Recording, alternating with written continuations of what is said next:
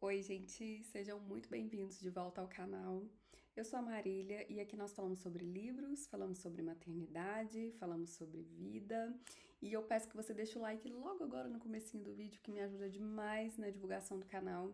E se depois de assistir você gostar do conteúdo, eu te convido a se inscrever e vir fazer parte da nossa comunidade. Vai ser um prazer ter você aqui comigo. No vídeo de hoje, eu quero comentar um pouquinho com vocês sobre as minhas leituras de abril. Nós finalizamos o mês, né? E mês passado foi um mês que rendeu muito, né? Vocês viram, eu compartilhei aqui com vocês, vou deixar um cardzinho aqui falando sobre as minhas leituras do mês de março e eu achei que foram todas muito boas.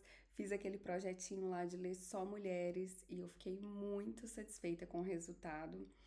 E o mês de abril, confesso para vocês que foi um mês muito lento em termos de leituras. Porque assim, gente, eu particularmente acredito muito que leitura é prazer, né? A gente não lê para competir, eu pelo menos não leio para competir ou para chegar lá no fim do ano e falar assim: "Ah, eu li 100 livros", mas dos 100 que eu li eu não lembro de 50. Então assim, eu prefiro ler menos e ler com mais qualidade. Então, esse mês, o que que eu fiz? Eu li 3 livros no total.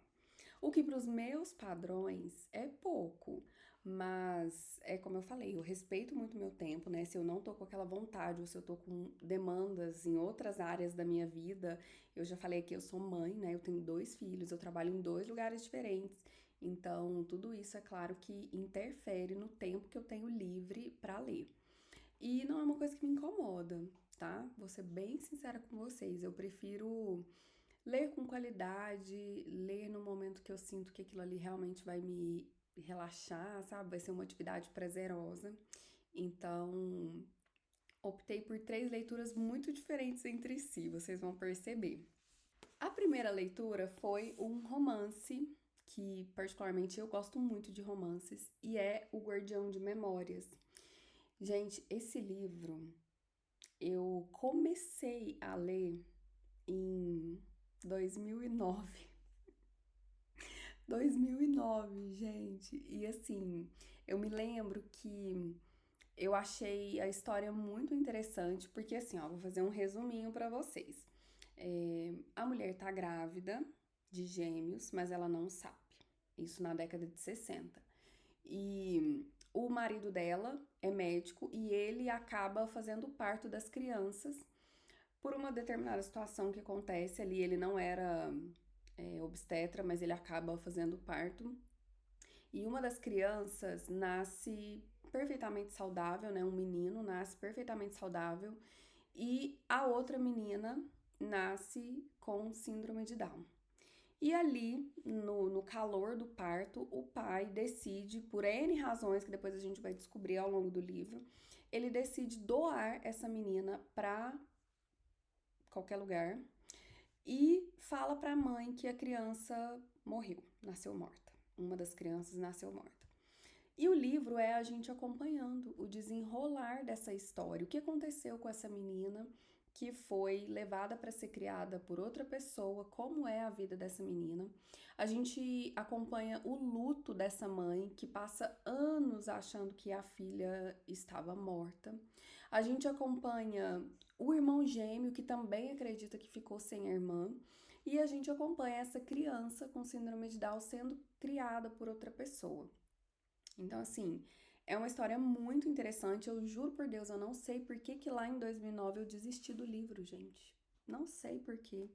Eu sempre achei, assim, o mote da história muito legal e depois, hoje, de finalizar a leitura, eu não consigo pensar o motivo que me fez desistir do livro, porque realmente é um romance emocionante, é uma história muito bonita. A gente depois vai acompanhando tudo, vendo desenrolar o que aconteceu com esse cara, né, com essa trama de mentiras aí. A gente descobre por que o livro chama O Guardião de Memórias, e uma coisa que eu amo, gente, é ler um romance e chegar no ponto em que a gente descobre o motivo do título do livro. Olha, isso mexe comigo, sabe?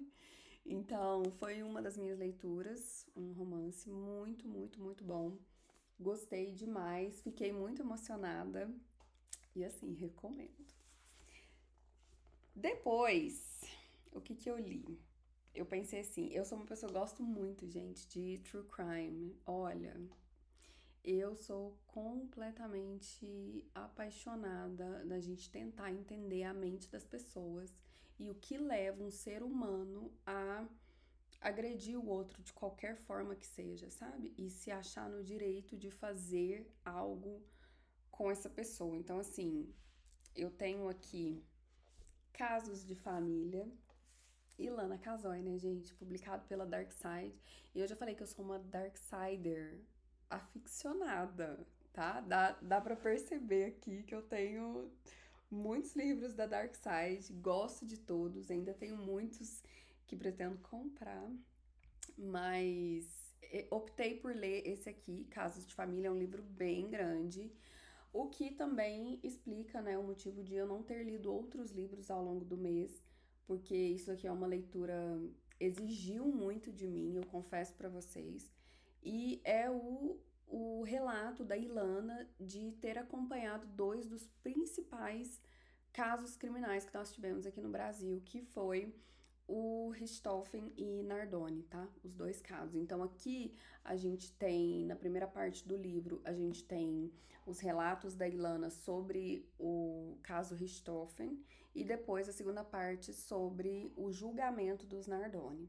Então foi uma experiência muito difícil para mim ler esse livro, porque ela conta coisas aqui que eu não sabia sobre os casos. E depois até posso trazer um livro não, um vídeo específico sobre esse livro, porque as minhas impressões, assim, o que eu senti lendo, sabe, gente, isso aqui, olha, mexeu muito comigo, muito mesmo. E a gente pensa que são dois casos que a gente já falou tudo que tinha pra falar e não, né? A sensação que eu tenho é que parece que a gente ainda tem mais e mais coisas a falar sobre esse assunto, principalmente as discussões que esses casos levantam. Então, quero ver se eu consigo trazer um vídeo só sobre isso aqui, tá? Depois, eu fui para um livro mais técnico, não sei. Mentes Depressivas, da doutora Ana Beatriz Barbosa. É, eu tenho, né, gente, diagnóstico de depressão e é uma luta diária. Depois, inclusive, podemos falar sobre isso também. E às vezes, quando eu estou bem, eu esqueço, sabe? E aí algumas bandeiras vermelhas começam a acontecer e eu me distraio. E aí é muito fácil a gente cair numa crise, né? Então, eu li esse livro, eu já tava com ele na minha estante há bastante tempo. Eu sou o tipo de paciente, gente, que eu adoro me entender, né? Então, se tem um livro que vai me ajudar, né, a pensar mais sobre o meu diagnóstico, sobre como eu posso levar a minha vida de uma forma mais controlada, né? Então, assim, isso me ajuda muito. E ler livros sobre essas questões de saúde mental me ajuda muito a estar atenta aos sinais que inevitavelmente eles acontecem aí ao longo da nossa vida, né? E se a gente tiver ferramentas, né, conhecimentos para que a gente possa identificar e talvez minorar esses efeitos, eu acho isso muito válido. Então, assim, li esse livro, foi a minha última leitura de abril. E eu gosto muito de me informar, sabe? De ser aquela pessoa que busca nos livros não só o entretenimento, sabe? Eu busco também muito a parte do conhecimento, né? Então, aqui, ó, eu considero que nas minhas 3 leituras do mês de abril, eu tive o entretenimento, né? Lendo um romance. Eu tive muita reflexão, vou falar para vocês que esse livro aqui da Ilana, ele me trouxe muitas reflexões, pensar sobre esses casos, principalmente o Nardoni, né, o caso dos Nardoni, porque envolve criança, né, gente, eu sou mãe, olha, isso mexe demais comigo. E aqui, né, um também que me trouxe conhecimento, reflexão sobre a minha condição, né, enquanto pessoa que tem depressão. Então, achei que foi tudo muito válido. E me conta aí, você já leu algum desses livros? Você se interessa por esses assuntos? Você gosta de true crime? É mais do romance? Como é que é? Me conta aí como são as suas leituras. E se você ainda não se inscreveu, eu peço que você se inscreva no canal, deixe seu comentário, venha fazer parte aqui da nossa comunidade, que vai ser um prazer ter vocês aqui comigo. Até o próximo vídeo. Beijo!